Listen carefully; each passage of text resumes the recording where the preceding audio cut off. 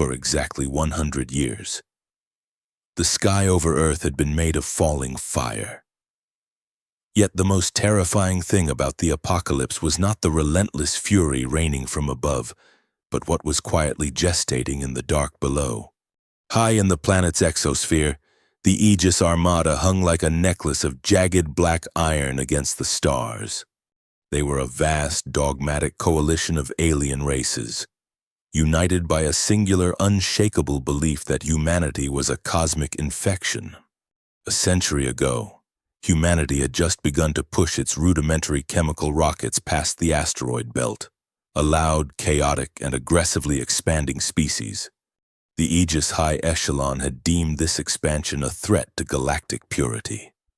Their solution was not diplomacy, nor was it a swift, merciful annihilation. It was a siege, a calculated, methodical century of orbital bombardment designed to crack the crust, boil the oceans, and reduce every monument of human achievement to radioactive glass. Commander Xylar stood on the observation deck of the Aegis flagship. His multifaceted eyes locked onto the rotating sphere of gray and orange below. The planet was a corpse. The continents were unrecognizable, reshaped by billions of tons of kinetic rods, plasma torpedoes, and tectonic disruptors. The atmosphere was a thick, swirling soup of ash and toxic storms. By all standard metrics of the Aegis military doctrine, nothing more complex than a deep-sea bacterium should have survived the first decade. Yet, the high priests of the Aegis demanded a full 100-year cycle for a complete planetary purification. Today marked the final day of the 100th year. Xylar felt a profound sense of exhaustion. It had been a monumental waste of resources, a generational deployment that had stalled his own career in the void of a dead system. He raised a slender, articulated hand, signaling the gunnery officer. Another volley of heavy mass drivers fired. Brilliant streaks of blue-white light detached from the armada, accelerating downward to punish the lifeless dust once more. 3 miles beneath the molten slag of what used to be the Eurasian tectonic plate, the impact registered not as a catastrophe, but as a rhythmic, satisfying thud. Welcome to Ethelgard. There were no huddled masses shivering in damp caves. There were no desperate rations or flickering candlelight. Ethelgard was a sprawling subterranean metropolis of gleaming brass, brushed steel, and cascading neon. Massive hydroponic gardens terraced down the sides of a cavern so large it possessed its own internal weather system. The air smelled of ozone, fresh pine, and roasting coffee. The streets bustled with citizens clad in sleek, utilitarian fabrics, their faces illuminated by the soft glow of personal data slates. They did not look like victims. They looked remarkably busy. In the primary command center, suspended in a glass-walled alcove overlooking the city's central chasm, Chief Engineer Elias wiped a smear of synthetic grease from his jaw. He was a man composed entirely of sharp angles, from his jawline to his cynical, calculating gaze. He leaned over a massive holographic table mapping the Earth's ruined crust. Above him, the reinforced ceiling let out a deep, resonant groan as the latest Aegis payload struck the surface miles above. Elias did not flinch. Instead, his eyes darted to a rising digital gauge hovering over the map. He tapped a console, his fingers dancing across the haptic keys. Yield on that last cluster was suboptimal, Elias muttered, taking a long drink from a ceramic mug. I think the aliens are getting tired. Or cheap. The hydraulic doors of the command center slid open with a soft sigh. Valera stepped into the room, bringing with her an immediate shift in the atmospheric pressure. Where Elias was all jagged pragmatism, Valera was visionary grace forged in titanium. As the elected first speaker of the subterranean coalition, she carried the weight of millions. Yet she moved with the confident stride of a conqueror. Her dark hair was pulled back tightly, framing a face that had launched 1,000 complex political treaties. "They are not getting cheap, Elias," Valera said, her voice a rich, authoritative alto that demanded attention. "Either they are running out of targets. You cannot bombard a flattened plane for a century and expect the same geological resistance." She walked over to the holographic table, standing close enough to Elias that the faint scent of her jasmine-infused bio-soap overpowered the smell of hot electronics. Elias felt the familiar magnetic pull of her proximity. They had spent the last 10 years navigating the treacherous waters of Ethelgard's internal politics together. A partnership built on mutual respect and an unspoken simmering tension that neither had the luxury of acting upon.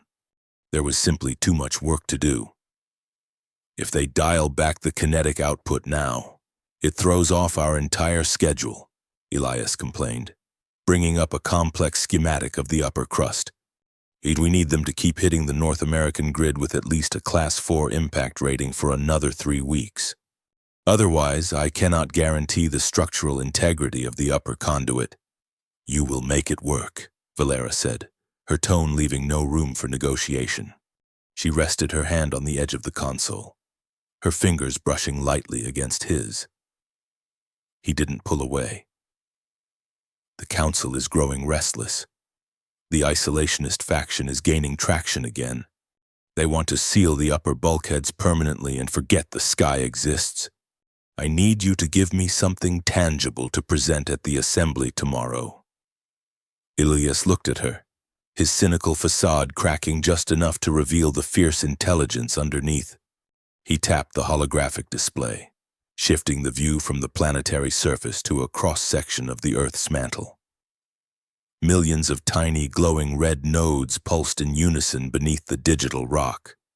"Tell them the delivery system is fully saturated," Elias said softly, his eyes reflecting the crimson light of the hologram. "Tell them humanity has not merely survived the storm. We have swallowed it." Valera studied the pulsing nodes, a rare, genuine smile touching her lips. The brilliance of human engineering, born from sheer desperation, never failed to astound her. The Aegis Armada believed they were hammering a nail into a coffin. They had no idea they were striking a tuning fork, and the reverberations were feeding a machine beyond their comprehension. "And what happens when the final threshold is met?" she asked, already knowing the answer but needing to hear him say it.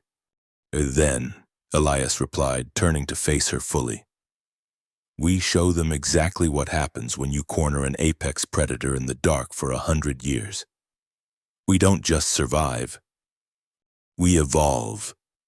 High above the protective rock, the Aegis flagship drifted silently. Commander Xylar turned away from the observation window, rubbing his temples. He was drafting his final report to the high echelon, a formal declaration that Earth was sterilized and ready for the grand colonization fleet. "Commander!" A sharp voice cut through his thoughts. Xylar opened his eyes to see his chief science officer standing at attention, a data pad clutched tightly in her hands. Her skin, normally a pale, luminescent blue, was flushed with a dark, agitated violet. "Speak," Xylar ordered, irritated by the interruption. "We are running the final deep-crust planetary scans as per the purification protocol," the officer said, her voice remarkably unsteady. "I am detecting anomalies," Xylar frowned. "Anomalies tectonic settling is normal after a prolonged kinetic barrage. The crust is shattered." "These are not tectonic shifts, Commander," the officer insisted, stepping forward and offering the pad. "The vibrations are not decaying. They are amplifying. And they are mathematical." Xylar snatched the pad. The screen displayed a waveform chart of the planet's seismic activity. It was not the chaotic, jagged readouts of a ruined world. It was a rhythm, a perfect symmetrical sine wave pulsing from deep within the mantle, mirroring the exact intervals of their own orbital strikes. "This is impossible," Xylar whispered, his multifaceted eyes widening as he traced the perfect geometric patterns on the screen. The energy wasn't dissipating into the rock. It was being captured, channeled. What is generating this resonance? I do not know, Commander, the science officer replied, a tremor of genuine fear in her voice. But whatever is down there, it is not dead, and it is sinking to our weapons' fire. Xylar stared at the dead planet below, a cold dread pooling in his primary stomach. The century-long siege was supposed to be the end of the human story. He suddenly realized with horrifying clarity that they might have just been playing the overture. Ethelgard was not merely a subterranean fortress, it was the largest parasitic engine ever conceived by human minds. The brilliant, desperate engineers of the late 21st century had realized a simple truth. If you cannot stop a century of kinetic bombardment, you must find a way to eat it. Every time the Aegis Armada dropped a massive tungsten rod or a plasma charge onto the Earth's surface, the resulting shockwave tore through the crust. But before that devastating force could reach the civilian sectors of Ethelgard, it hit the harvesters. These were colossal city-sized arrays of hyper-dense fluid dampeners, piezoelectric conversion pillars, and kinetic absorption pistons. They lined the cavern's ceiling like a mechanical forest, eagerly awaiting the wrath of the alien gods. When a bomb struck, the shockwave compressed the pistons, driving titanic turbines that spun the violent, world-ending force into clean, boundless electricity. The Aegis believed they were starving humanity in the dark. In reality, they had been paying Ethelgard's utility bills for 100 years. Deep within the Senate amphitheater, a chamber carved from natural basalt and lined with acoustic baffles. First Speaker Valera stood before the gathered representatives. The air was thick with political friction. For an hour, the debate had circled the same drain, driven by the conservative faction. Councillor Thorne, a man whose tailored gray suit matched the rigid caution of his ideology, held the floor. The surface is a toxic wasteland. Valera, we have established a perfect closed-loop ecosystem here. As long as the Aegis drop their bombs, our harvesters provide infinite power. Our hydroponics thrive. Our people are safe. You want to abandon a utopia to reclaim a graveyard? It is not a utopia, Thorne. It is a gilded cage, Valera countered, her voice carrying effortlessly across the amphitheater. And the Aegis are slowing down. Our telemetry confirms a 10% drop in kinetic strikes over the last month. They think we are dead. When the bombardment stops entirely, our primary energy intake drops to zero. We rely on the geothermal backups, which will necessitate strict rationing within a decade. Thorne crossed his arms, his expression unyielding. Then we adapt to the backups. We stay hidden. The alternative is exposing ourselves to an armada that has spent a century trying to erase us. The alternative is the Bloom Protocol, Valera said, her dark eyes flashing with fierce conviction. Our energy reserves are at 98% capacity. For generations, we have hoarded the power of their own weapons. We finally have enough stored force to break the crust ourselves, establish the planetary shield, and take back the sky.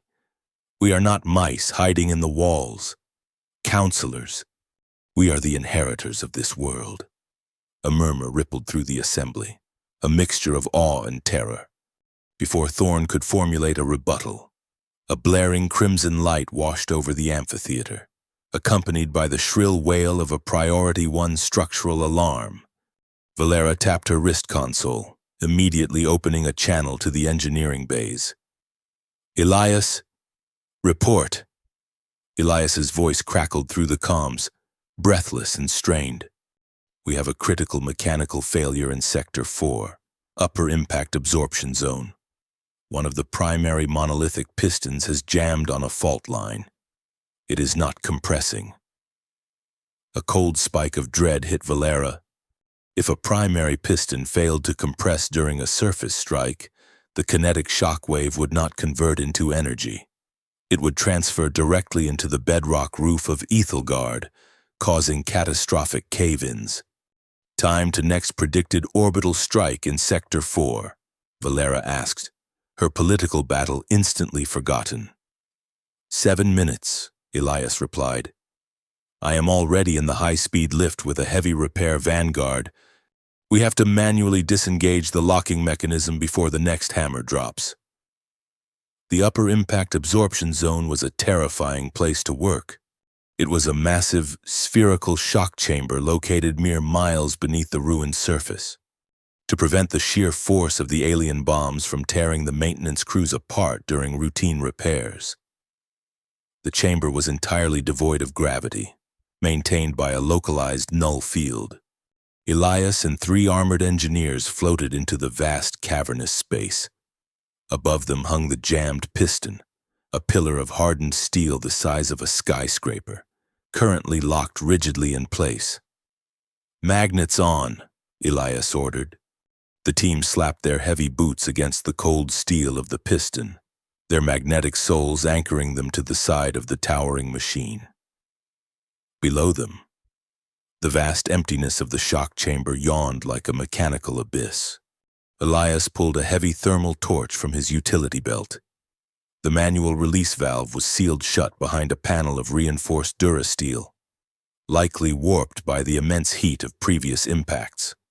Cut the hinges, I will pry the latch, Elias commanded, signaling his lead technician. They went to work, the brilliant blue flame of the thermal torch casting long, dancing shadows across the chamber. Every passing second felt heavy. The silence in the zero-gravity void was absolute, making the anticipation of the incoming strike unbearable.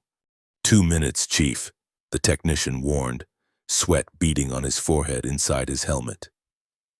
Just keep cutting, Elias snapped. The panel finally gave way, peeling back like a tin can. Elias wedged a massive hydraulic pry bar into the exposed release mechanism.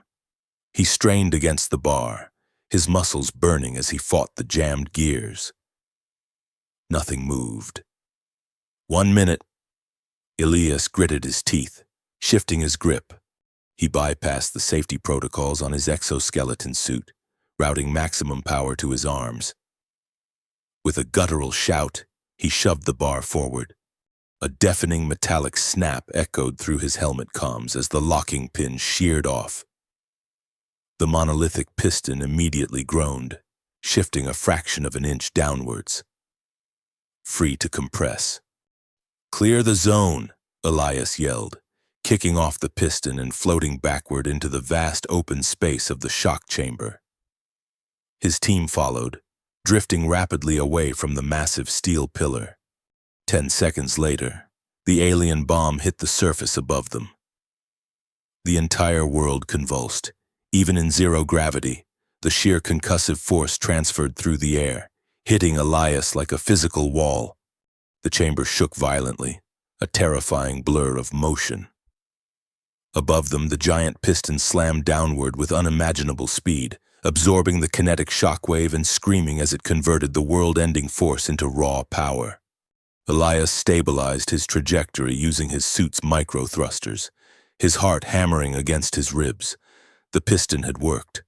Ethelgard was safe.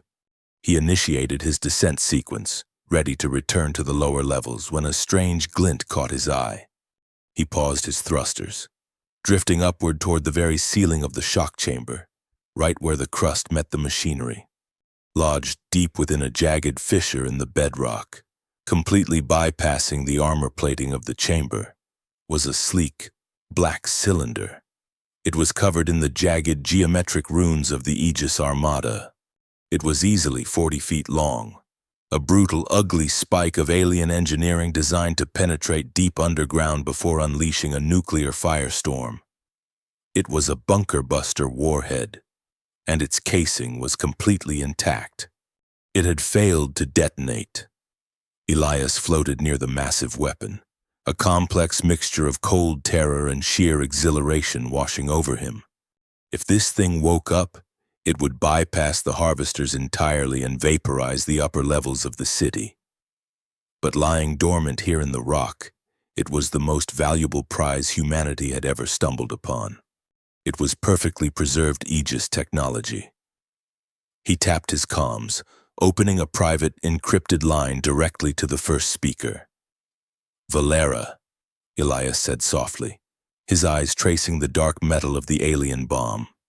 "I just found your winning argument for the Council, and possibly the key to the Bloom Protocol. In the airless void above Earth, a career could die just as violently as a planet.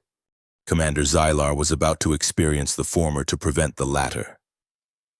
He stood at the center of the command bridge, surrounded by the towering luminescent holographic projections of the Aegis High Echelon.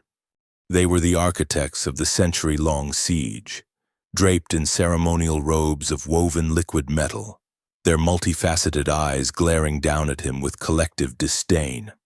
"A century, Xylar," High Priest Morvox rasped, his voice a dry, synthetic grating that translated directly into Xylar's auditory implants.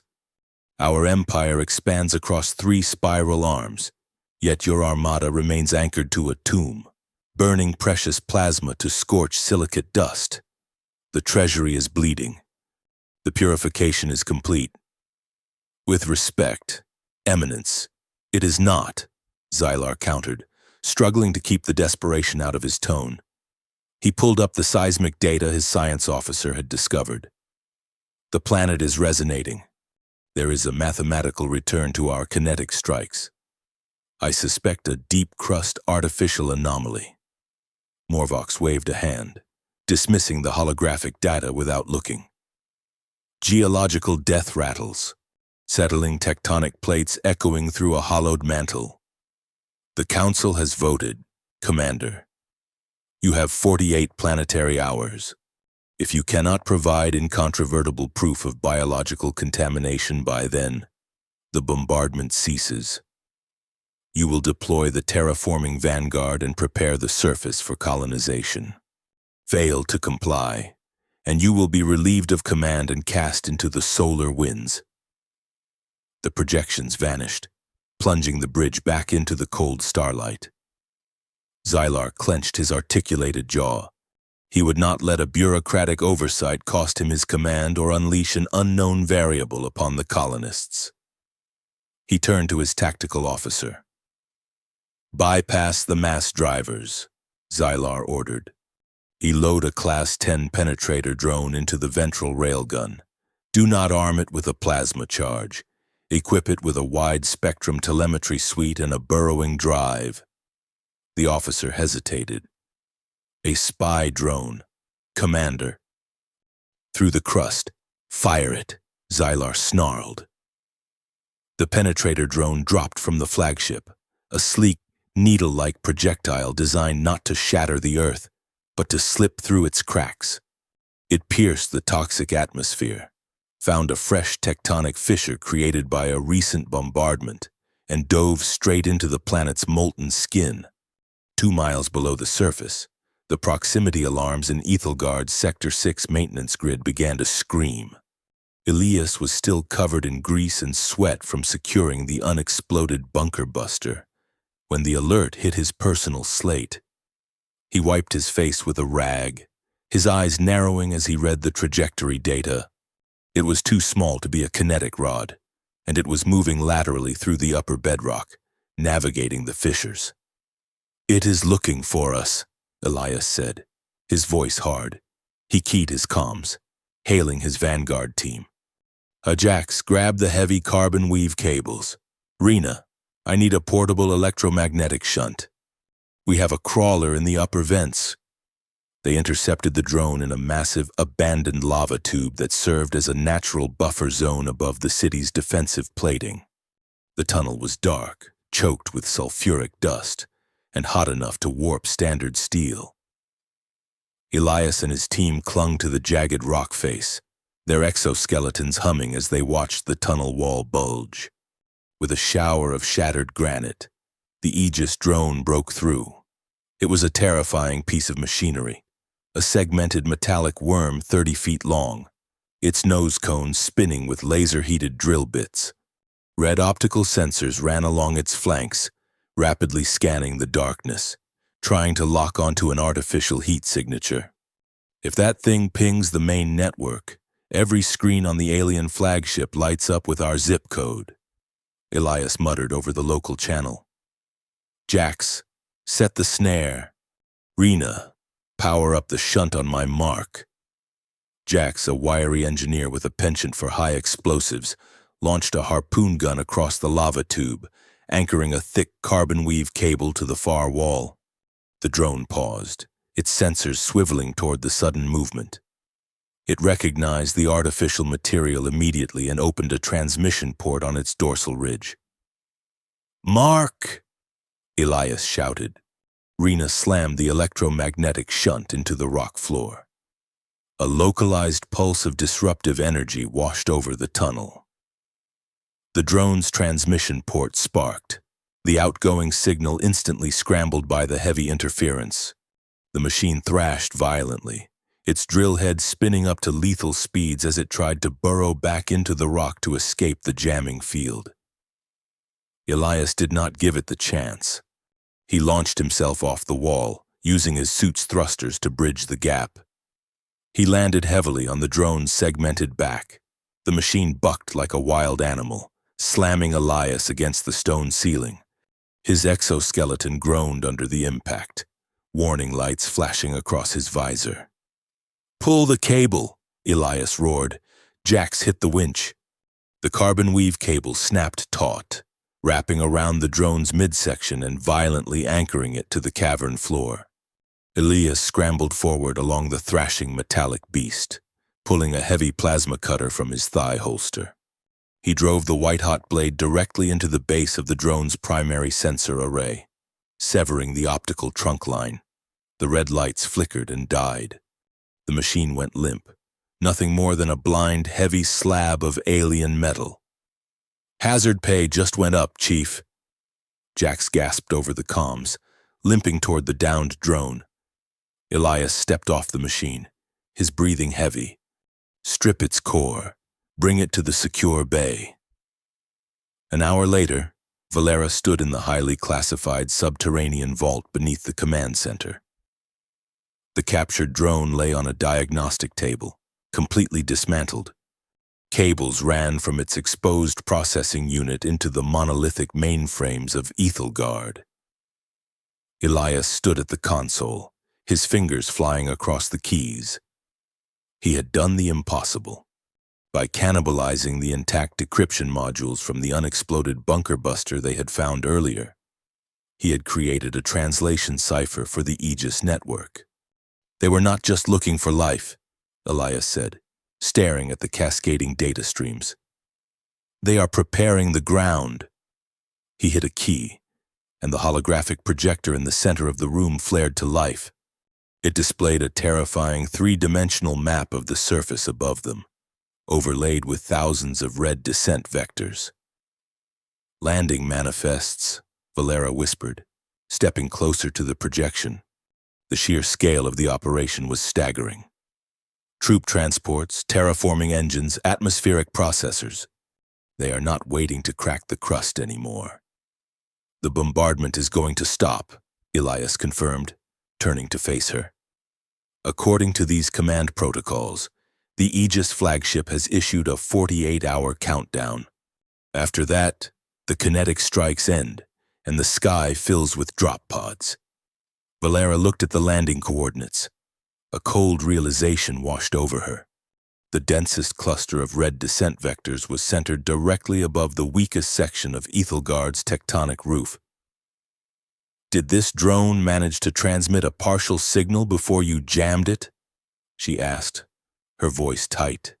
"Or is it just a tactical coincidence that they are landing their heaviest armor right on top of our throat?"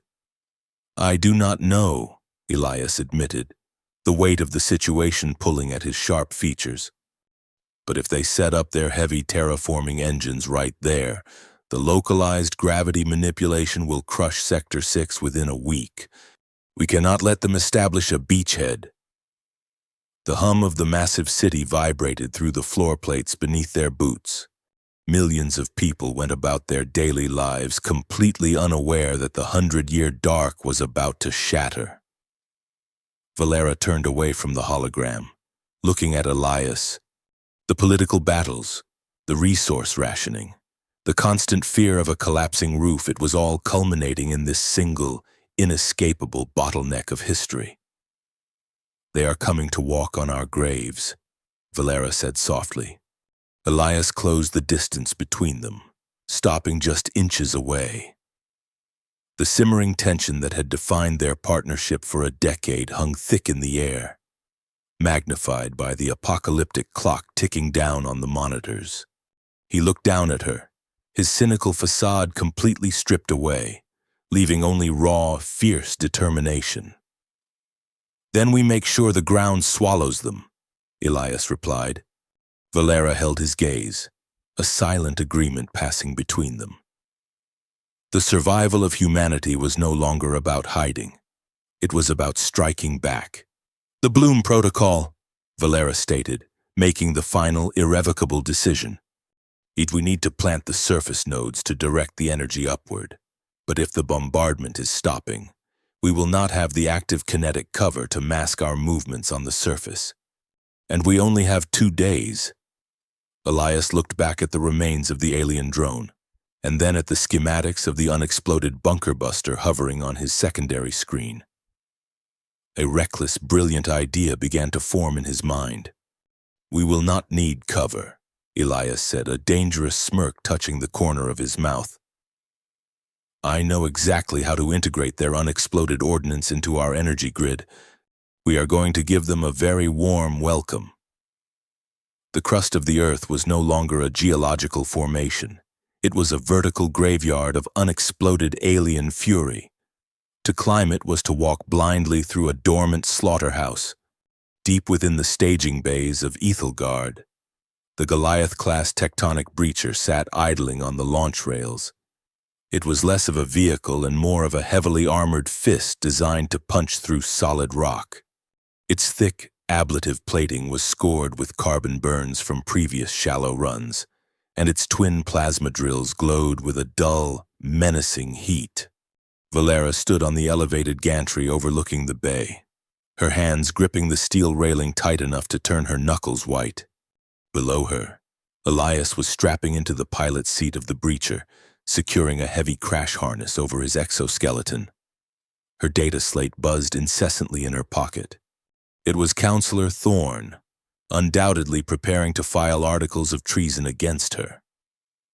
Valera had authorized this Vanguard mission unilaterally, bypassing the Senate's draconian safety protocols, to access the upper crust and plant the Bloom Protocol nodes. She had diverted 20% of the city's defensive energy grid to power the breacher's plasma drills. If Thorne found out, her political career would end before the sun went down. If Elias failed, humanity would end with it. "A comms check. First speaker." Elias's voice crackled through the staging bay's overhead speakers, crisp and entirely devoid of fear. "I hear you, Chief," Valera replied, leaning over the rail. "The corridor is mapped, but tectonic shifting has rendered our sonar blind past the 2-mile mark. You will be flying by wire. Get the nodes planted, wire them to the dormant bunker buster, and get back down here. We have 36 hours until the Aegis drop pods hit the atmosphere." Elias looked up through the thick armor-glass canopy, locking eyes with her. The unspoken weight of the moment hung heavy in the air between them. It was a terrifying gamble, betting everything they had built on a handful of machines and a theory of stored kinetic violence. "We will leave the porch light on for them," Elias said, a sharp grin flashing across his face. He engaged the primary drives. The breacher roared to life, a deafening mechanical scream that shook the dust from the gantry rafters. The massive crawler lurched forward, engaging its vertical treads, and began the brutal, grinding ascent up the primary exhaust shaft. Inside the claustrophobic cabin of the crawler, the noise was absolute. Jax, the demolitions expert, sat in the navigator's chair, casually chewing on a synthetic protein strip while his eyes darted across a chaotic topographical display. Rena, the structural engineer, was crammed into the rear jump seat, furiously recalibrating the crawler's electromagnetic shielding. "Bank 15 degrees port. Chief," Jax mumbled around his protein strip, tapping his screen. "We have a Class 9 plasma torpedo lodged in the basalt wall dead ahead. Its containment field is fluctuating." Elias ripped the heavy steering yoke hard to the left. The breacher ground its gears, tearing through a wall of solid quartz to bypass the glowing, lethal obstruction. They treated apocalyptic alien technology the way a commuter treats a pothole. A century of living under constant bombardment had completely rewired the human fight-or-flight response. The terrifying weapons of the Aegis Armada were no longer objects of mythical dread. They were simply workplace hazards. "Suspension is taking a beating," Rena called out over the grinding roar of the drills. "Try not to hit every unexploded warhead on the way up. Elias, I would prefer not to be vaporized before I finish my shift." "I am taking the scenic route. Rena," Elias shot back, his hands dancing across the throttle controls. "Enjoy the glowing rocks." They breached the upper mantle boundary 2 hours later. The temperature outside the crawler was hot enough to melt standard steel, but the breacher's ablative shielding held firm. They navigated through a sprawling, unstable network of abandoned magma tubes, a subterranean wasteland choked with toxic sulfuric ash, and the crushed remains of ancient human skyscrapers that had been swallowed by the Earth a century ago. "Target zone acquired," Jax announced, wiping sweat from his brow. "We are exactly 3 miles directly above Sector 6. The dormant bunker buster you tagged yesterday is holding position in the fault line just ahead." Elias brought the colossal machine to a halting, shuddering stop. The cavern around them was illuminated only by the angry, ambient red glow of deep earth geothermal vents and the occasional crackle of static discharge from the alien metal embedded in the walls. "Deploy the bloom anchors," Elias commanded. Rena activated the crawler's external manipulator arms. From the heavy cargo bays on the flanks of the breacher, massive pillars of conductive metamaterials were hoisted outward. These were the surface nodes, the vital tuning forks required to direct Ethelgard's stored energy upward instead of downward. With precise mechanical thuds, the arms drove the anchors deep into the ceiling of the cavern, embedding them into the bedrock that sat just below the planet's surface. Jack scrambled into the crawler's airlock, securing his heavy environmental helmet. He stepped out onto the hull of the machine, surrounded by a swirling storm of toxic ash, and hauled a heavy insulated power cable toward the massive black cylinder of the unexploded Aegis bunker buster.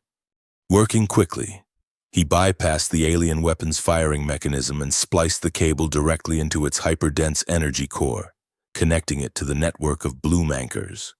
They were turning a weapon of mass destruction into the world's largest amplifier. "Connection secure," Jax reported, climbing back into the airlock. "The array is primed.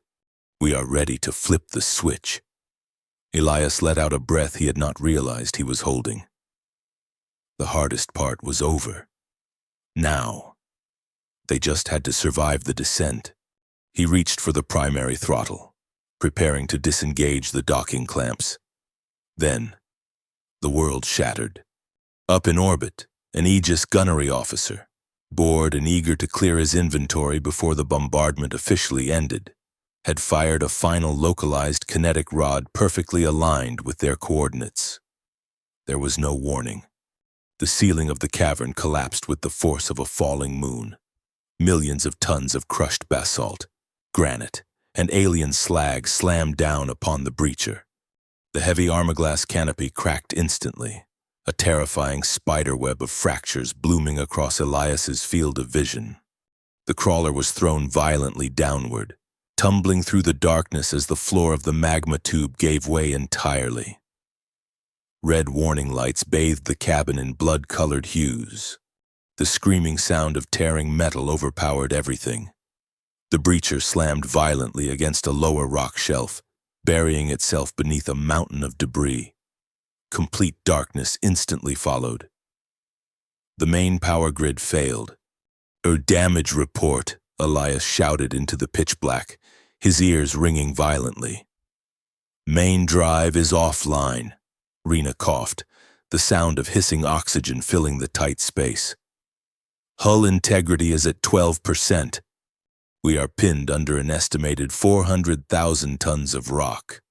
Life support is dropping. We have maybe 20 minutes of breathable air." Back in Ethelgard, the primary command center erupted into absolute chaos. Alarms blared, and red emergency strobes painted the walls. Valera watched the main holographic table with rising horror. The telemetry signal from the breacher had instantly flatlined. A massive, jagged crater now marred the digital representation of the upper crust.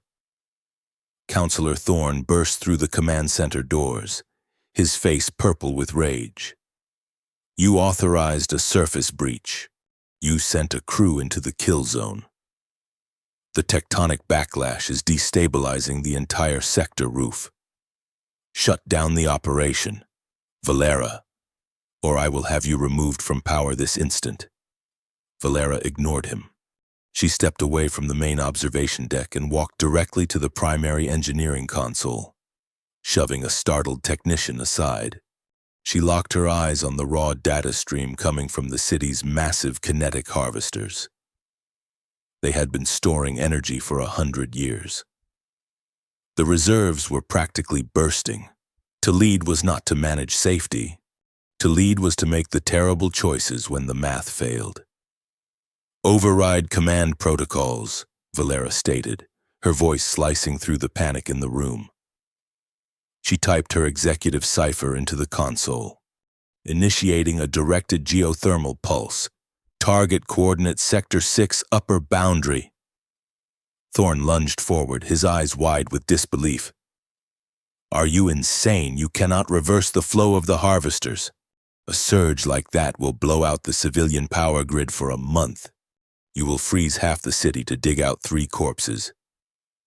Security, remove the counselor from my command center," Valera ordered coldly without breaking eye contact with the screen. 2 heavily armored guards immediately flanked Thorne, dragging the protesting politician backward through the doors. Valera took a steadying breath. She was breaking every law written since the bombs began falling. She grabbed the manual override throttle, a heavy brass lever connected directly to the primary power relays. "Hold on, Elias," she whispered. She slammed the lever upward. Deep within the subterranean forests of machinery, the monolithic kinetic absorption pistons abruptly stopped their rhythmic dance. The colossal turbines violently reversed their spin. A century of captured, compressed alien violence was suddenly unleashed, channeled directly up the primary exhaust shaft in a concentrated, invisible beam of pure kinetic force. Miles above, trapped in the crushing darkness of the crippled breacher. Elias closed his eyes, waiting for the oxygen to run out. Suddenly, the floor beneath the crawler violently lurched upward. The mountain of debris pressing down upon them groaned, shifted, and then exploded outward.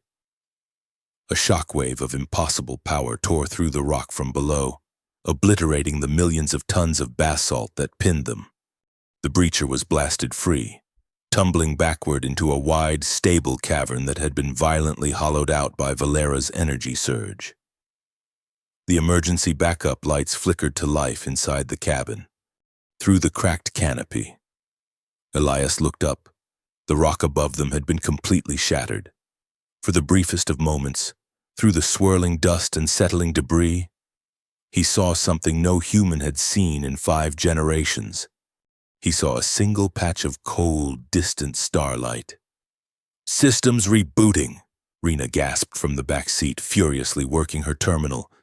"I do not know what just hit us, Chief, but the path down is clear." Elias grabbed the heavy steering yoke, his heart hammering a frantic rhythm against his ribs.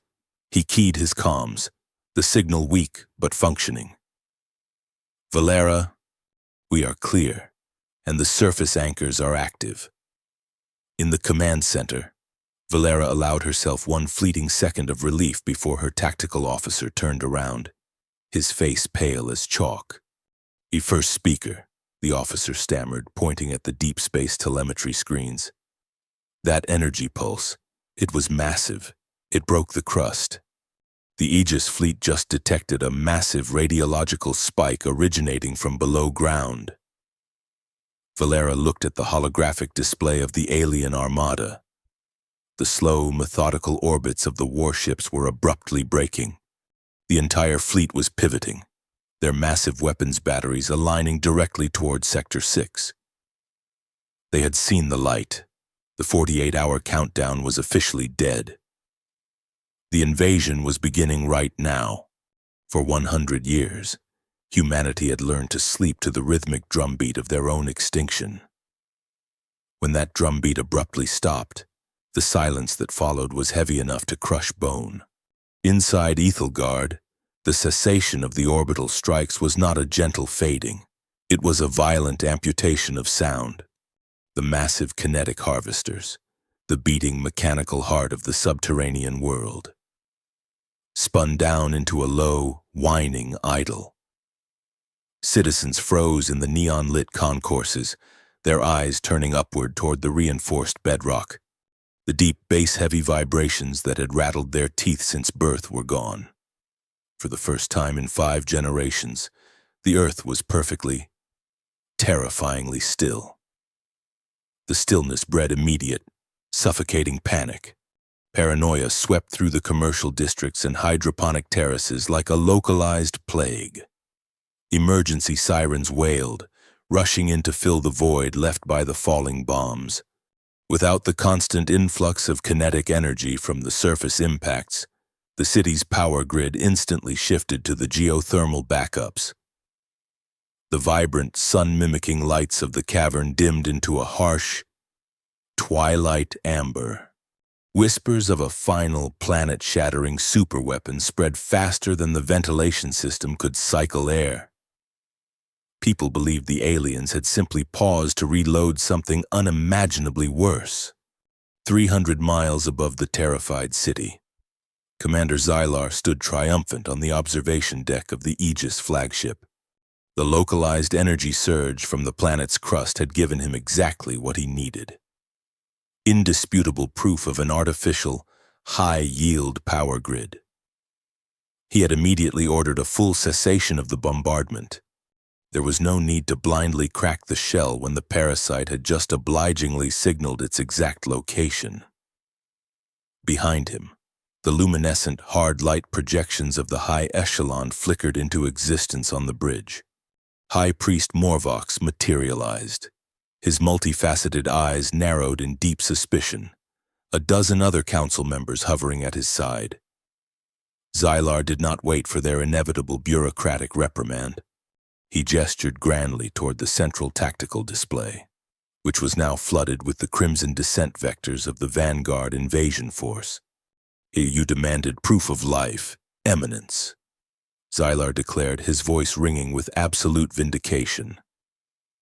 "The thermal bloom in Sector 6 confirms a sprawling subterranean network. They have been scurrying beneath the slag for a century, feeding off the scraps of our barrage. I invite you to remain linked to my flagship's telemetry. Witness the final purification firsthand. My legions will rip them from the dark and burn their burrows to ash." Morvox stared at the tactical display, his rigid posture relaxing slightly. The prospect of an actual, tangible victory after a century of resource-draining siege was too intoxicating to ignore. He offered a curt nod, eager to see the century-long ledger finally balanced in blood. Deep below the ruined surface, the Senate amphitheater was a cauldron of chaos. Politicians screamed over one another. demanding that the upper bulkheads be welded shut, demanding that Valera be arrested, demanding answers that no one had. Valera strode into the amphitheater, her posture straight and her expression carved from ice. The massive durasteel doors slammed shut behind her, the heavy maglocks engaging with a definitive clang that immediately silenced the panicked assembly. She walked down the central aisle, the amber emergency lighting casting long, dramatic shadows across her face. She bypassed the speaker's podium entirely. She stood right in the center of the sunken floor, forcing every elected official to look down at her, yet projecting an aura that made them feel incredibly small. "The bombardment has ceased," Valera said, her rich alto cutting through the remaining murmurs without the aid of a microphone. "I know the silence is terrifying. I know the dark is comforting. For 100 years, we have allowed the Aegis to dictate the terms of our existence. We allowed them to be the hammer, and we eagerly chose to be the anvil." A conservative senator from the upper tiers jumped to his feet, his face flushed with terror and rage. "You provoked them. Valera, you fired an unauthorized energy pulse directly at their fleet to save one engineer. Now they are coming down here to finish the job." "Let them come," Valera replied, her tone as hard and unyielding as the tectonic plates enclosing them. "You think of us as survivors. Survivors hide. Survivors endure. But we are not merely enduring anymore. Look around you. Look at this city. Look at the monolithic engines that power it. We did not just build a bunker in the dark. We built an ambush." She raised her wrist console, projecting a massive, highly detailed hologram into the center of the amphitheater. It displayed a cross-section of the upper crust, clearly detailing the massive bloom anchors that Elias and his team had just planted. The digital lines glowed a fierce, energetic blue, snaking from Ethelgard's main grid directly into the dormant, unexploded Aegis bunker buster wedged near the surface. Above the crust, the hologram displayed a terrifying swarm of red dots, thousands of alien drop pods already detaching from the orbital fleet and screaming down through the exosphere. Our chief engineer Elias and his vanguard have successfully anchored the Bloom Protocol to the surface. Valera continued, her eyes sweeping across the terrified faces of the council, challenging anyone to look away. "And the Aegis Armada is currently deploying their heavy ground forces directly into our crosshairs. They expect to march over our irradiated bones. They expect to find a broken, dying, pale species cowering in a cave. They do not realize they are stepping onto a loaded spring." Down in the subterranean staging bays, the battered and scorched Goliath-class breacher ground to a halt on the maintenance rails. The heavy armor-glass canopy popped open with a hiss of pressurized air. Elias pulled himself out of the pilot's seat, inhaling the sharp smell of ozone and burning synthetic oil. His exoskeleton was dented, and a thin line of blood trickled from a gash on his forehead. But a feral, brilliant grin split his soot-stained face. He tapped his comms, bridging his signal directly to the amphitheater's public frequency, his voice echoing through the massive Senate chamber. "First speaker," Elias announced, his voice dripping with dark, vengeful anticipation. "The array is hardwired. Their unexploded ordnance is primed and fully integrated into our grid. We have absolute manual control of the kinetic harvesters. I am awaiting your command to release the pressure valve." Valera looked up at the holographic swarm of alien drop pods burning through the atmosphere, miles above their heads. The old world of hiding in the dark was officially dead. The only question remaining was whether humanity's grand, improvised weapon would hold together long enough to forge a new world, or if the sheer weight of the alien invasion would crush Ethelgard before the sky could burn. She placed her hand flat over the primary command interface on her wrist. "Stand by, Elias," Valera ordered, her eyes locked on the plunging red descent vectors. "Let them hit the dirt first." The sky did not just fall, It shattered into 10,000 pieces of screaming black iron. It was the largest planetary invasion in Aegis history, and it was entirely a miscalculation. Commander Xylar watched the telemetry from his orbital flagship, a smug satisfaction radiating through his multifaceted eyes. Thousands of heavily armored drop pods pierced the toxic clouds of Earth, plunging toward the ash-choked plains directly above Sector 6. They fell with the precision of a scalpel, designed to insert the most lethal ground force the galaxy had ever seen into the heart of the newly discovered human burrow. The high echelon observed the deployment in a rigid, silent circle of holographic projections. They were eager to witness the final physical extermination of the species they had spent a century trying to erase. The first wave of pods impacted the surface with terrifying force, kicking up tidal waves of gray silicate dust. The massive hydraulic ramps slammed down. Out stepped the Aegis Shock Vanguard. They were hulking, bipedal warriors clad in heavily shielded, environmentally sealed armor, gripping plasma rotaries capable of melting bedrock. They fanned out across the desolate wasteland, their optical sensors piercing the gloom, searching for the desperate, broken survivors they had been promised. They expected to march over a graveyard of shattered stone and irradiated bones. Instead, the ground beneath their heavy boots began to hum.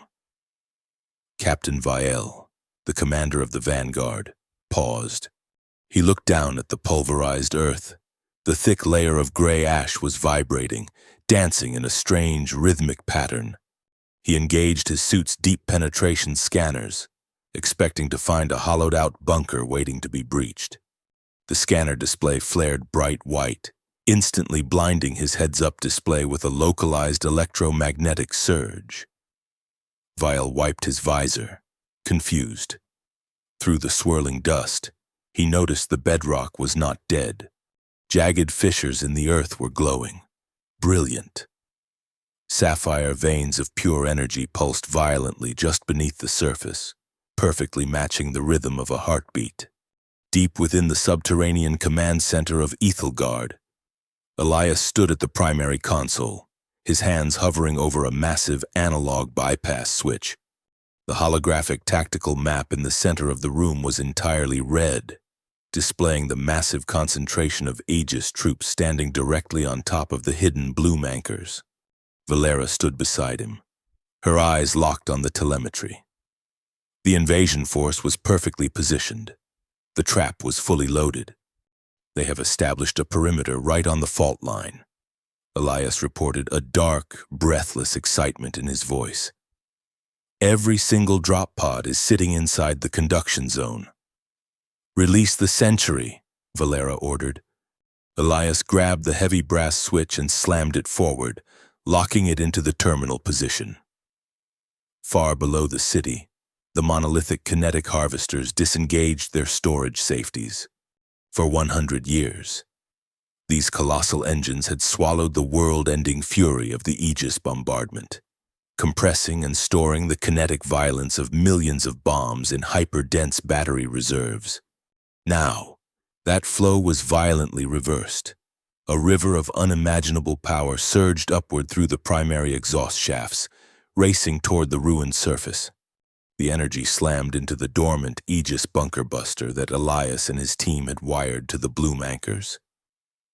The alien weapon did not detonate with nuclear fire. Instead, its core was instantly overwhelmed, transforming the 40-foot cylinder into the most powerful amplifier ever conceived. It caught the century of stored human defiance and broadcast it directly into the conductive metamaterials planted in the crust. On the surface, Captain Vial barely had time to register the rising heat beneath his boots before the world erupted in light. It was not an explosion. It was an exhalation. A geyser of blinding, iridescent kinetic force shot from the ground, tearing through the ash and rock, rocketing upward into the stratosphere. Then another erupted a mile away, then 10 more, 100 more, all across the continent. The hidden nodes awakened, unleashing pillars of solid light that pierced the toxic clouds and struck the vacuum of space. The Aegis shock vanguard was instantly thrown into chaos.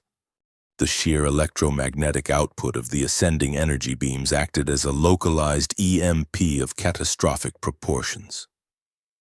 Viel's heavy plasma rotary sparked and fused into a useless lump of slag.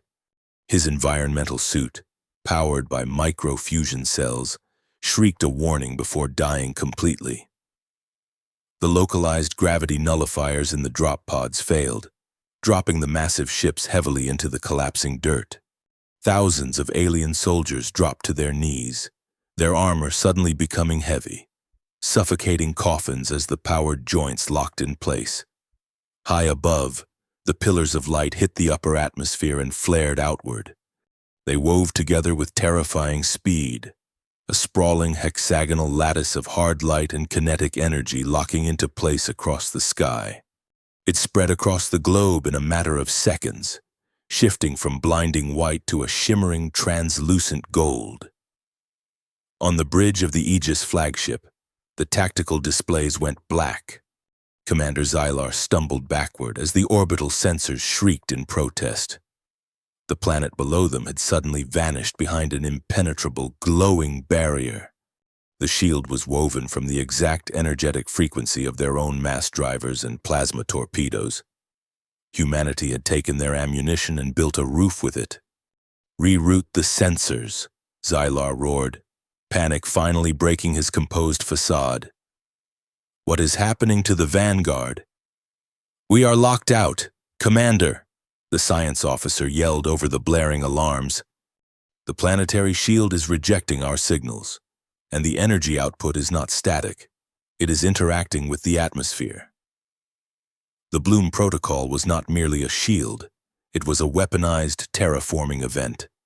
The kinetic energy trapped within the atmosphere began to violently scrub the skies. The golden light bound itself to the toxic ash and radioactive particulates, forcing them to rapidly precipitate into heavy, inert dust that rained harmlessly back down to the surface. The sky, choked and bruised for 100 years, began to clear, revealing a harsh, unfiltered sun. Down on the surface, Captain Viel struggled to pop the manual release seals on his dead helmet. The air inside his suit was rapidly turning toxic. With a desperate heave, he tore the heavy helmet free and threw it onto the glowing ground. He braced himself for the agonizing burn of a ruined atmosphere. Instead, he inhaled a lungful of crisp, ozone-rich air. The atmosphere was aggressively healing, shifting to a highly oxygenated mixture perfect for human lungs, yet deeply uncomfortable and disorienting for the Aegis biology.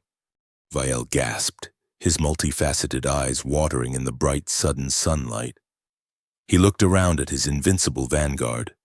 They were pinned to the earth by their own dead armor, gasping in an alien atmosphere, completely disarmed beneath a sky of solid gold. The silence that followed the eruption was absolute. The alien soldiers were trapped on a world that was suddenly waking up. And beneath their feet, the massive reinforced blast doors of the subterranean city were finally unsealing. 5 generations of humanity had been born, lived, and died believing the sun was a terrifying myth whispered by madmen in the dark. Today, the myth was blindingly, undeniably real. Deep within the bedrock, the primary blast doors of Ethelgard groaned with the weight of history. These were not mere gates. They were overlapping slabs of triple-forged titanium, each the size of a city block, designed to withstand a direct nuclear impact and seal a civilization away from the wrath of the cosmos. The massive hydraulic mechanisms, locked tight for 100 years, began to depressurize with a deafening hiss that sounded like the exhalation of a sleeping giant. Dust that had settled over a century cascaded down in thick, gray waterfalls as the tectonic locks finally disengaged. This was not an isolated miracle. Across the globe, from the irradiated expanses of the former North American continent to the shattered Siberian steppes, the earth was opening. Sister cities, subterranean fortresses that had quietly shared Ethelgard's burden and stolen the Aegis Armada's fire, were unsealing their vaults in perfect, synchronized harmony. The colossal doors parted. Raw, unfiltered sunlight poured into the upper staging bays. A violent golden wedge that cut through the amber emergency lighting and illuminated the cavernous steel walls. The citizens of Ethelgard did not shield their eyes. They did not cower from the vast, open expanse above them. They had spent a century staring into the blinding, contained plasma heat of their massive kinetic harvesters. The sun, filtered through the new planetary shield, was merely a softer, welcoming glow. They stepped out onto the surface, and they were a walking nightmare to the Aegis doctrine. The alien armada had expected to find pale, starved, and irradiated wretches crawling from the rubble, begging for a swift end. Instead, humanity emerged clad in sleek, advanced biosuits of woven carbon and smart matter. Their bodies were lean, densely muscled, and optimized by a century of relentless high-gravity physical conditioning and rigorous subterranean survival. They did not look like broken survivors of a planetary siege. They looked like a forged weapon, finally unsheathed and gleaming in the light. As the humans looked out over the pulverized plains, they witnessed the immediate effects of the Bloom Protocol. The soil beneath their boots was no longer toxic ash. The intense kinetic energy matrix woven into the atmosphere was aggressively scrubbing the carbon and radiation, binding the harmful elements into inert, crystalline structures that shattered harmlessly underfoot. Small, hardy patches of engineered biomass, seeded by the atmospheric burst, were already beginning to aggressively root in the cooling slag. The world was not just surviving, it was violently, rapidly healing. And as the human vanguard looked upon the bewildered, gasping alien shock troops trapped in their dead armor across the plateau, they did something truly terrifying. They smiled. It was a deep, chilling, triumphant smile shared by millions of people who had just realized they possessed the largest stick in the galaxy. Valera walked at the head of the human column, the sunlight catching the silver ballistic threads of her long diplomatic coat.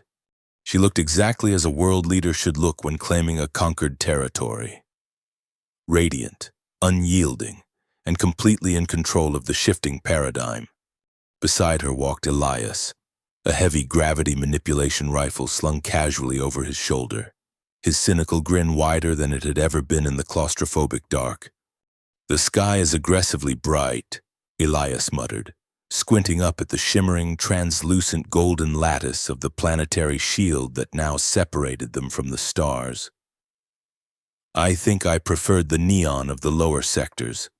It was far more forgiving on the retinas." Valera glanced at him, the corner of her mouth twitching upward in a rare display of unrestrained amusement. "You will learn to appreciate natural light. Chief Engineer, it highlights your good side.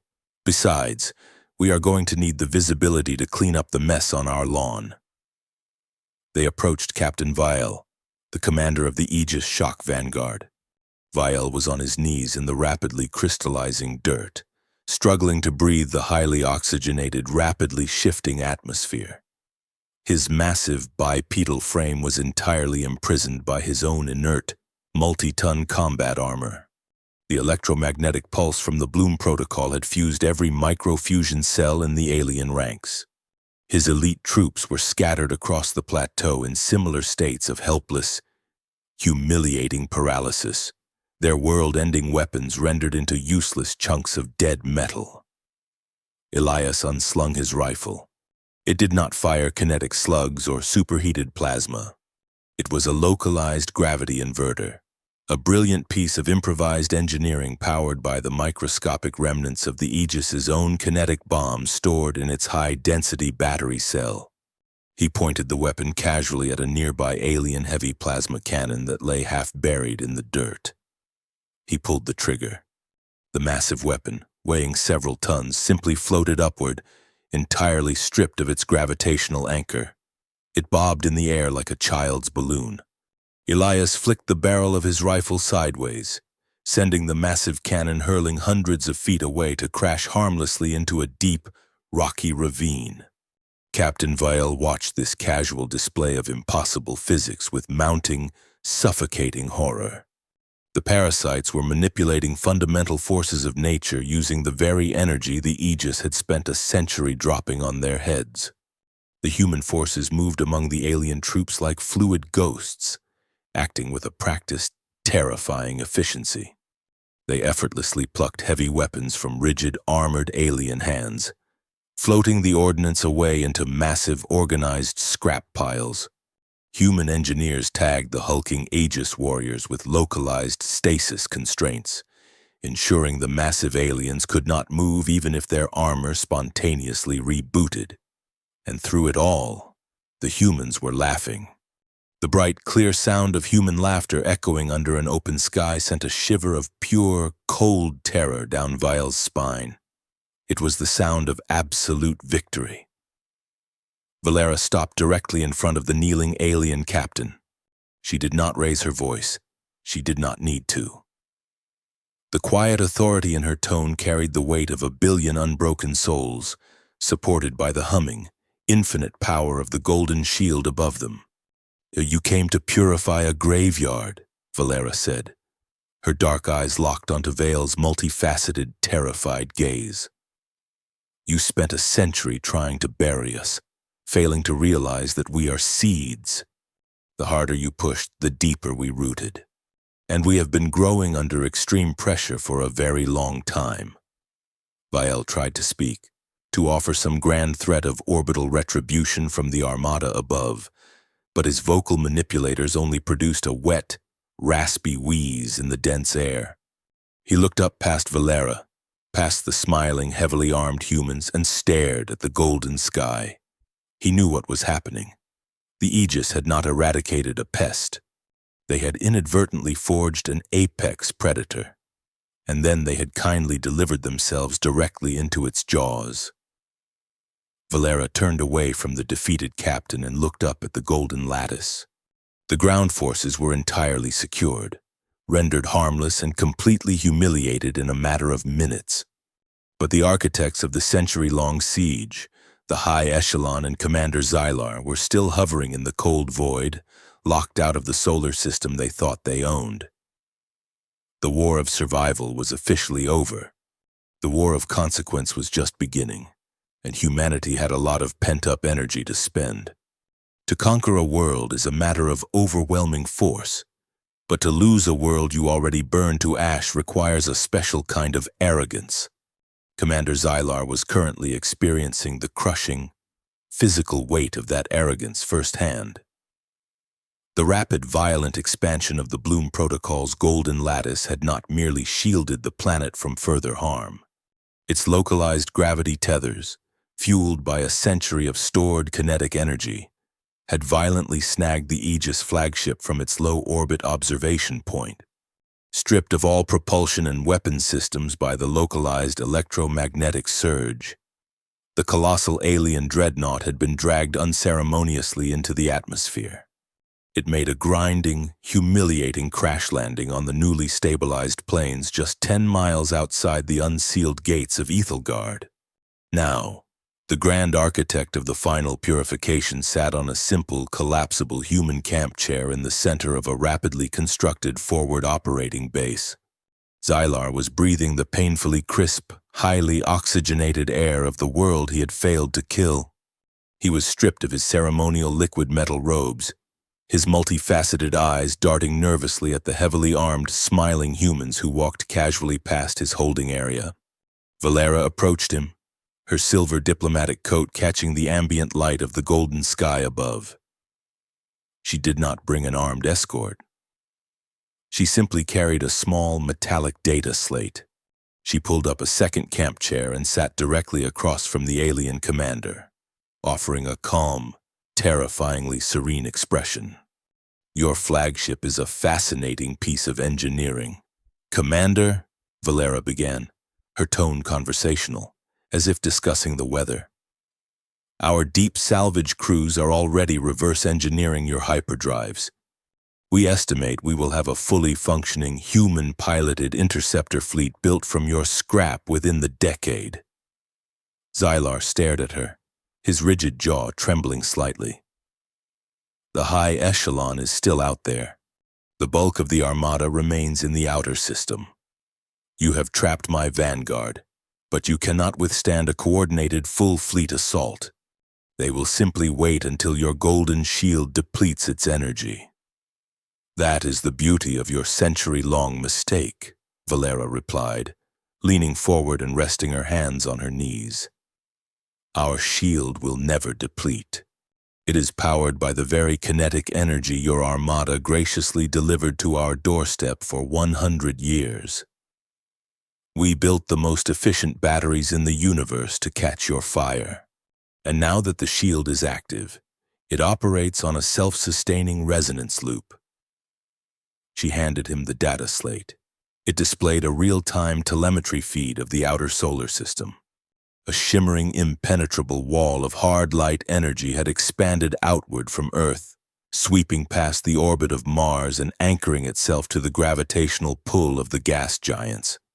The remainder of the Aegis Armada, carrying the high echelon, was frantically burning their engines, trapped on the outside of the barrier. They were completely locked out of the system. "You thought you were acting as a plague doctor, Xylar," Valera said, her voice dropping to a low, commanding register that carried the weight of a profound moral truth. "You believed you were searing an infection from the galaxy, but you were just a blacksmith. Before you arrived, humanity was divided. We fought endless petty wars over vanishing resources, borders, and ideology. We were loud, chaotic, and disorganized." Xylar looked down at his articulated hands, the reality of his failure finally settling into his bones. "Then you gave us a single terrifying enemy," Valera continued, her eyes burning with fierce conviction. "You forced us underground. You forced us to cooperate with absolute precision or face immediate extinction. And most importantly, you provided us with unlimited clean energy to power our new society. The pressure you applied did not crush us. It compressed our species into a diamond. The brute force you used to eradicate us was the exact catalyst we needed to achieve total planetary unity and technological utopia." She stood up, looking down at the defeated alien commander. "You did not end the human story," Valera finalized. "You merely wrote the prologue to our empire. We are the new apex power in this sector. And when we decide to lower that shield and step out into the wider galaxy, we will remember who taught us how to strike." Valera turned her back on Xylar, leaving him to the quiet horror of his own irrelevance. She walked up the gentle slope of the newly terraformed ridge, where Elias was standing near a mobile command crawler. The chief engineer was leaning against the heavy armored treads, his arms crossed, watching the distant crashed alien dreadnought with a look of immense satisfaction. "I see the negotiations went well," Elias remarked as she approached, a familiar, cynical grin playing on his lips. "Did he ask for a softer chair? I told logistics to give him the uncomfortable one." "He understands his new place in the universe," Valera said, a genuine, warm smile finally breaking through her formidable diplomatic armor. She stepped close to Elias. The relentless, simmering tension that had defined their partnership in the claustrophobic dark of Ethelgard suddenly felt entirely unnecessary beneath the vast, open sky. There were no more catastrophic structural alarms to manage. There were no more political factions threatening to weld the bulkheads shut. There was only the future, expansive and entirely theirs to shape. Elias reached out, his grease-stained hand gently catching her jaw. He looked at her, the sharp angles of his face softening for the first time in 10 years. "We ran out of sky to hide under. First speaker." "Then it is a good thing we own it now," Valera whispered. He kissed her, a sudden fierce collision of relief and long-delayed promise. The air around them smelled of ozone, crushed rock, and the sharp, clean scent of a rapidly healing world. It was the scent of absolute victory. They broke apart slowly, turning together to look up at the shimmering golden lattice that protected their home. They had spent a century dodging the falling fire, and now they held the stars in their hands. The Aegis Armada was locked outside in the cold void, completely terrified of the day the humans would decide to open the door. Thank you so much for joining us on this incredible journey from the dark beneath the crust to the golden sky above. If you enjoyed this story of survival, political intrigue, and ultimate defiance, please take a moment to like this video, subscribe to the channel, and share it with your fellow sci-fi fans. Leave a comment down below with the word harvest, so I know you made it all the way to the end. And do not forget to hit that hype button so this video can reach more viewers like you who appreciate a story where humanity takes the hardest punches the galaxy can throw and smiles right back.